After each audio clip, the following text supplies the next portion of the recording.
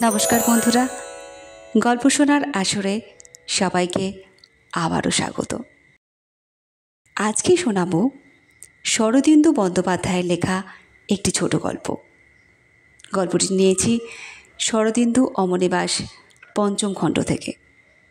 গল্পের নাম প্রেমের কথা। পৃথিবীতে যেদিকে দৃষ্টি ফেরাই দেখি নর নারী, পশু পক্ষী, কীট পতঙ্গ কেবল অহরহ প্রেম করিতেছে। আশ্চর্য ব্যাপার, বাংলাদেশেও নিস্তার নাই। যুবক যুবতীদের মধ্যে নিরন্তর প্রেম চলিতেছে। ট্রামে, বাসে, কলেজে প্রেম জন্মগ্রহণ করিতেছে। এই প্রেম দীর্ঘজীবী নয়, অধিকাংশই আতুর ঘরে পেঁচোয়ে পাইয়া পঞ্চত্বপ্রাপ্ত হইতেছে। তবু বিরাম নাই। প্রেমের জন্ম নিরোধ করিবার বৈজ্ঞানিক প্রক্রিয়া কেহ আবিষ্কার করিতে পারিল না। কিন্তু তবু নিয়ম মাত্রেরই ব্যতিক্রম আছে। কলিকাতা শহরেই এইরূপ দুইটি ব্যতিক্রম বাস করিতেছিল। হঠাৎ এক চিত্র প্রদর্শনীতে উভয়ের সাক্ষাৎ ঘটিয়া গেল। বলা বাহুল্য, ব্যতিক্রম দুটির একটি যুবক, অপরটি যুবতী। প্রাচ্য কলার প্রদর্শনী, সুতরাং কলার সঙ্গে সঙ্গে বেল, তাল, নারিকেল, এমনকি কাঁঠাল পর্যন্ত পর্যাপ্ত পরিমাণে প্রদর্শিত হইতেছিল। যুবতীটি এইরূপ একটি ফলভার পীড়িত চিত্রের সম্মুখে দাঁড়াইয়া দেখিতেছিল। যুবক ঘুরিতে ঘুরিতে তাহার পাশে আসিয়া দাঁড়াইল। ছবির নাম প্রেমালসা। যুবতী সেই দিকে ঘৃণাপূর্ণ তর্জনী নির্দেশ করিয়া কহিল, কি কুৎসিত! যুবক বলিল, বিভৎস। এই প্রথম আলাপ। উভয়েরই উভয়ের কথা ভালো লাগিল। যুবক যুবতীর দিকে ফিরিয়া বলিল, নরকের চিত্র কি প্রেমের চিত্রের চেয়েও বিভৎস? সম্ভব নয়। আপনার নাম কি? যুবতী বলিল, কখনোই না। আমার নাম কলিকা। কলিকা? কিসের? গাজার? তাহলেও দুঃখ ছিল না। আপনার নাম কি? হুতাশন। বেশ হয়েছে, আপনার সঙ্গে আমার পরিচয় গাঢ় হওয়া কর্তব্য। কিন্তু আমি প্রেম মানি না। আমিও না।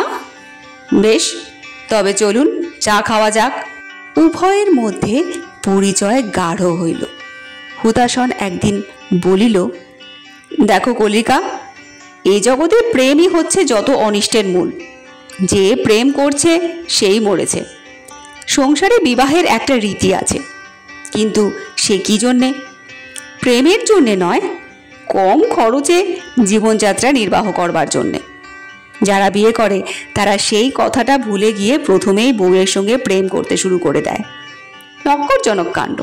আমি ব্যয় সংক্ষেপের জন্যে বিবাহ বরদাস্ত করতে রাজি আছি, কিন্তু প্রেম আমার অসহ্য।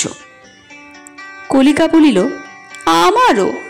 আচ্ছা, প্রেম যদি না থাকতো পৃথিবীটা কি সুন্দর জায়গা হতো বলুন দেখি। চমৎকার, ঠিক গার্ডেন অফ ইডেনের মতো।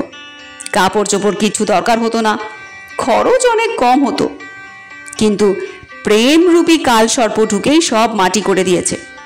সাবধান, এই কাল সর্পের কুহকে ভুলে যেন আপেল খেয়ে ফেলো না। সে বিষয়ে আপনি নিশ্চিন্ত থাকুন। আচ্ছা, আপনি তো অনেক খবর রাখেন। প্রেমের লক্ষণ কি বলুন তো? হুতাশন ভাবিয়া বলিল, প্রেমের প্রধান লক্ষণ হচ্ছে বিরহ, অর্থাৎ বেশিক্ষণ দেখতে না পেলে দেখতে ইচ্ছে করে, মন ছটফট করে। এইটাই সবচেয়ে গুরুতর লক্ষণ। আর আর নিজের ক্ষতি করে তার ভালো করবার চেষ্টা। যেমন ধরো, তুমি বই পড়তে ভালোবাসো, কেউ যদি নিজের সিগারেটের পয়সা কেটে তোমাকে বই কিনে দেয়, বুঝবে সে তোমার প্রেমে পড়েছে। বুঝেছি, আমি বই পড়তে ভালোবাসি, কিন্তু বাড়তি পয়সার অভাবে কেনা হয় না, কেউ উপহারও দেয় না। সেটা তোমার সৌভাগ্য।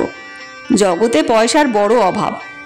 আমার বাড়তি পয়সা নেই, তোমারও নেই। এর একটা ব্যবস্থা করা দরকার। অতঃপর পুরা 1 বৎসর কাটিয়া গিয়াছে। হুতাশন ও কলিকা পরস্পরের প্রেমে পড়ে নাই, যদিও পড়িলে কেহই বিস্মিত হইত না। তাহারা একই বাড়িতে বাস করিতেছে, পাশাপাশি ঘরে শয়ন করিতেছে এবং তাহাদের হাড়িও অভিন্ন। এরূপ অপূর্ব ব্যাপার বাংলাদেশে আর কখনো ঘটে নাই। কিন্তু অস্বাভাবিক ব্যাপার কখনো চিরস্থায়ী হইতে পারে না। হুতাশন সাধারণত বেলা 4টের সময় কর্মস্থান হইতে ফিরিত। একদিন 5:30টার সময় সে চোরের মতো চুপি চুপি বাড়িতে ঢুকিল। তাহার বগলে একটি প্যাকেট। বাড়ি ঢুকিতেই কলিকা ছুটিয়া আসিয়া তাহার হাত চাপিয়া ধরিল, বলিল, এত দেরি করলে কেন? ওহ, ভেবে ভেবে আমি বলিয়া সহসা তাহার হাত ছাড়িয়া দিল। হুতাশন ভগ্নস্বরে বলিল, কলিকা, সর্বনাশ হয়েছে। শঙ্কিত কণ্ঠে কলিকা বলিল, কি হয়েছে? আমি তোমাকে ভালোবেসে ফেলেছি। এই দেখো, সিগারেটের পয়সা খরচ করে তোমার জন্যে বই কিনেছি। এখন উপায়? হুতাশন চেয়ারে বসিয়া পড়িল। কলিকার মুখেও বিষণ্ণতার ছায়া পড়িল। সে বিমনা হইয়া হুতাশনের কাঁধের উপর হাত রাখিল। অন্যমনস্কভাবে হাত দুটি হুতাশনের কণ্ঠ জড়াইয়া ধরিল। কলিকা বলিল, আমিও বোধহয় তোমাকে ভালোবেসে ফেলেছি। চমকাইয়া হুতাশন তাহাকে নিজের কোলের কাছে টানিয়া আনিল। উৎকণ্ঠিতভাবে বলিল, তাই নাকি? কি করে জানলে? কলিকা তাহার কোলের উপর হতাশভাবে বসিয়া পড়িয়া বলিল, বিরহ, তোমার ফিরতে দেরি হচ্ছিল তাই। দুজনেই গভীর নিঃশ্বাস ত্যাগ করিল। হুতাশন বলিল, কলি, পাছে প্রেমে পড়ি এই ভয়ে গোড়াতেই তোমাকে বিয়ে করেছিলুম, কিন্তু সব ফসকে গেল। যে বইটা এনেছি তার নাম কি জানো? চুম্বন। এসো। হুতাশন ও কলিকার মাঝখানে প্রেমরূপী গঞ্জিকার উদ্ভব হইয়া ব্যাপারটাকে অকস্মাৎ অত্যন্ত মাদকতাপূর্ণ করিয়া তুলিল।